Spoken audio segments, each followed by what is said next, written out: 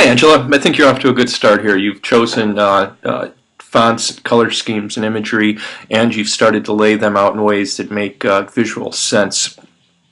We're looking at the grid poster here, and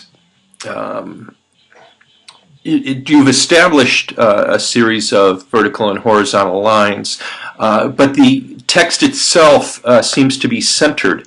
And what we're trying to do with the grid poster is establish visual connections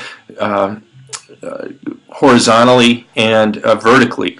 And by aligning the text to the same vertical axes, that can be established. So if this end of the P should come across and the R should be aligned to it, maybe the W here and then the A, and that establishes this as a vertical point of reference. And then maybe over here we could do the same thing, maybe justify this bit to the right and have the Y and the A, and then if we bring it all the way down, the number 1 all aligned to a vertical axis here. The other thing here, I think, is that the imagery here is interfering with the legibility of the text here, and so giving it a little bit of room here to breathe may be helpful. The freeform one, yeah, you get a little bit more of the idea here. We don't need to establish any vertical or even horizontal points of reference.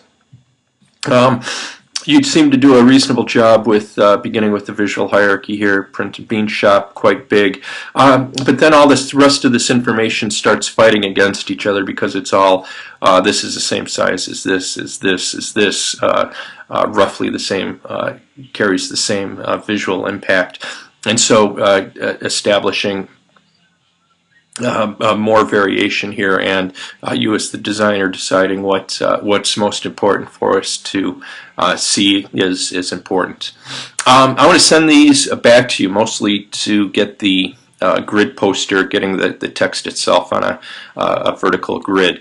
Like I said, I think these are really off to a fine start, but the grid poster needs to be tightened up a little bit, okay?